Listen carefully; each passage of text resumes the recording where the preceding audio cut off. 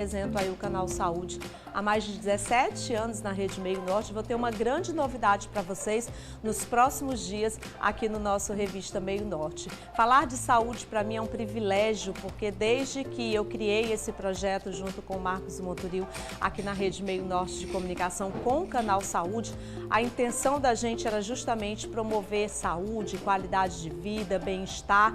E que bom que nesses longos 17 anos de trabalho à frente da medicina, da saúde do nosso estado do Piauí, muita coisa evoluiu. De lá para cá, né, doutor Lucídio, a gente cada vez mais falando de saúde e é importante essa consciência do cuidado, né? Bom dia. Bom dia, cara, é verdade. E trazendo as novidades, né? Sempre novidades, porque se a gente for falar do assunto que a gente vai falar hoje aqui, que inclusive muito pedido por vocês, que é o refluxo, a gente tem muitos avanços, não é, doutor? Explica para quem está em casa primeiro o que é o refluxo.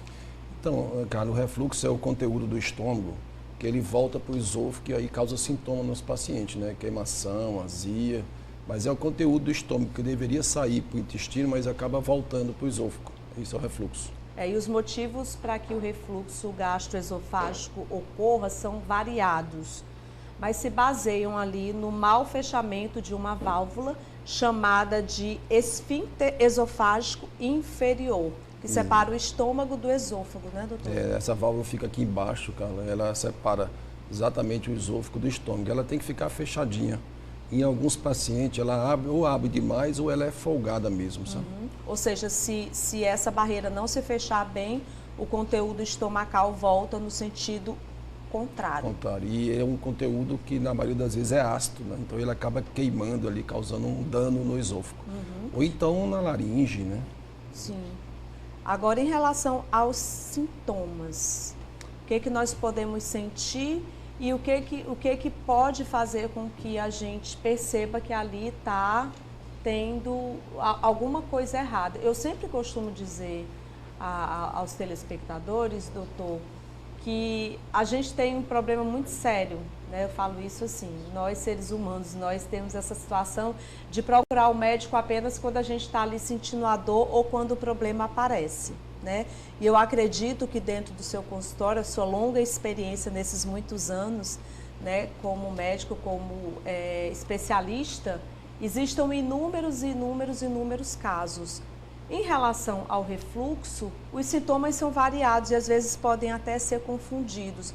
Mas o ideal mesmo, doutor, é que as pessoas tenham essa preocupação em cuidar de si, fazer pelo menos um check-up uma vez por ano, já começar com essa prevenção, né, doutor? E não só procurar o médico quando adoece ou quando sente a dor, né?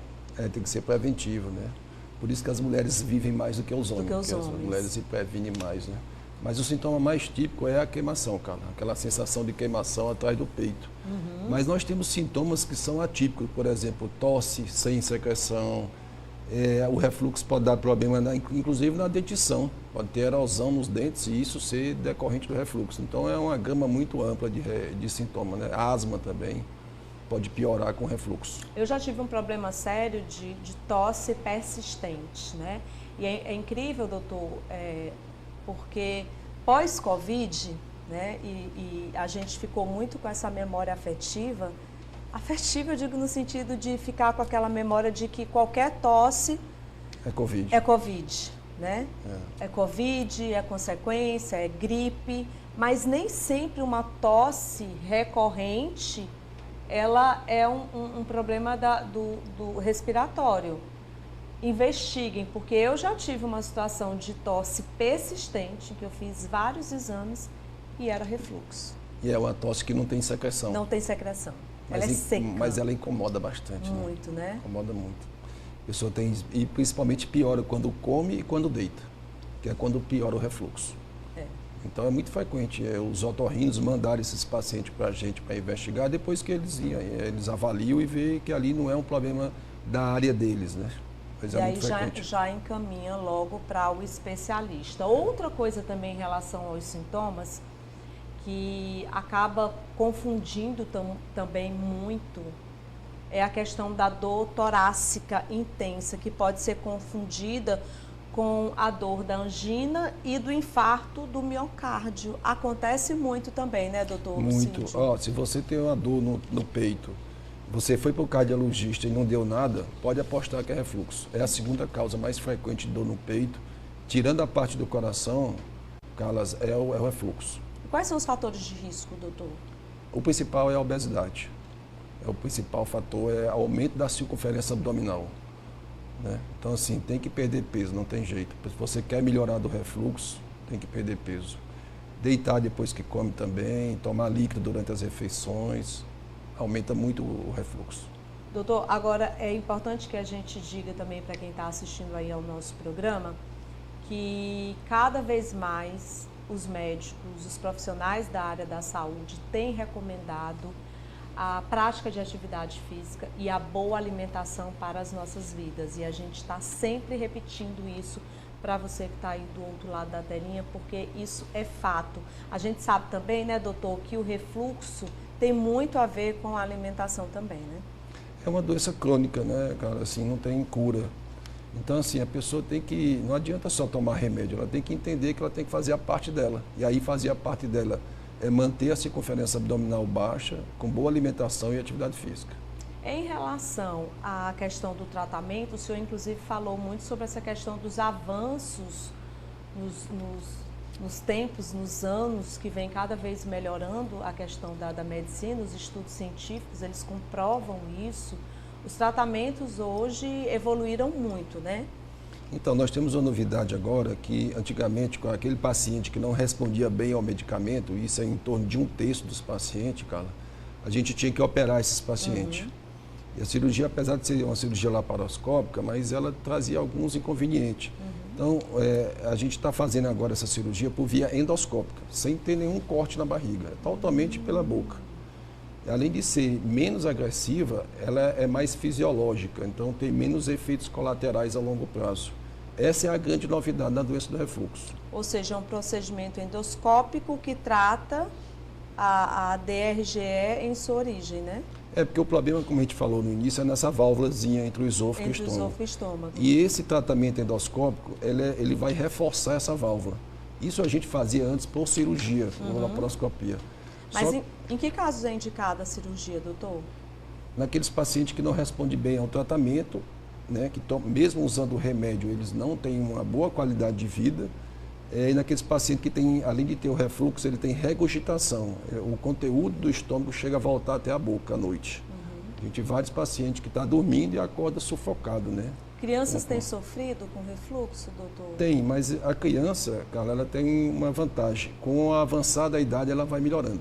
Entendi. Ela vai amadurecendo o refluxo, a válvula. Agora é importante para os pais que estão assistindo o nosso programa. E eu lembro que o Marcos Muturil, eu acho que teve um caso na família dele, não sei se foi com algum dos dois meninos dele, não sei se foi com a Jéssica, não lembro bem, mas eu lembro que na época aconteceu muito isso. O bebê nasceu e aí já veio aquela situação da mamada o tempo todo, né, saindo. Refluindo, voltando. Refluindo, isso. Isso é comum. Mas aí, como eu falei, hoje em dia nós temos um medicamento bem competente na infância. Na infância. Tem que procurar um gastropediatra, não é um gastro de adulto. Sim, é um gastropediatra. E essa criança, com o passar do tempo, ela vai melhorando, amadurecendo essa válvula e a grande maioria não precisa de tratamento cirúrgico. Maravilha. Agora, no caso de precisar do tratamento cirúrgico, a gente tem essa grande novidade, que é esse procedimento sem cortes, né, que tem vários benefícios, é minimamente invasivo, tem uma recuperação muito mais rápida, sem implante de metal, sem incisões também, né, doutor? Sem necessidade de remover um objeto estranho. E o principal, com menos efeito colateral do que a cirurgia tradicional. A cirurgia tradicional, ela deixa duas sequelas, geralmente, que é uma certa dificuldade de engolir alimento sólido e a pessoa não consegue mais arrotar e nem vomitar. E esse procedimento novo, não.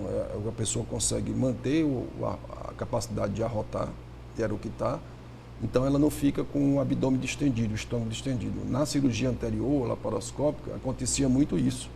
A pessoa não tinha mais capacidade de eructar, de arrotar, e o gás ficava dentro dela e distendia o abdômen dela. Ai, é muito ruim uma pessoa. Aí às vezes é pior do que o refluxo. É muito ruim mesmo É. essa situação de... E refluxo é assim, para a vida toda, né, doutor? Para a vida toda. Não tem cura. A não ser Tem que o tratamento, a tem, cirurgia, né? tem. O tratamento cura. O tratamento, ele A cura. cirurgia, mas não, assim, não tem uma cura com o medicamento. Se for optar pelo medicamento, vai ter que usar o resto da vida. O resto da vida. Se optar pela cirurgia, só se houver o caso também, porque é importante que se diga claro aqui, que é só nos casos realmente que existe essa necessidade da cirurgia. A cirurgia é um grande avanço e com certeza vai te dar muito mais qualidade de vida, porque quem sofre com refluxo e quem realmente sabe como vive essa condição ruim para a vida como um todo, né, doutor Lucídio, essa cirurgia sem cortes, ela é muito bem indicada. É a grande novidade que a gente tem na doença do refluxo, essa cirurgia sem cortes, totalmente por via endoscópica. Maravilha, viu? Doutor Lucídio, muito obrigada por ter vindo aqui no nosso programa hoje. Eu sei que você tem muitos pacientes, mas ele antes de ir para a clínica disse, não, Carla, eu vou aí falar sobre esse assunto. Sempre que você me convida, eu faço questão de te receber e eu agradeço muito. Tá bem, esse carinho, obrigado. Viu, doutor? Obrigado, Seja cara. sempre bem-vindo aqui. A gente continua com o nosso programa Revista Meio Norte. Lembrando que você que está aí em casa pode participar com a gente, pode mandar mensagem no nosso 99411-7777. Você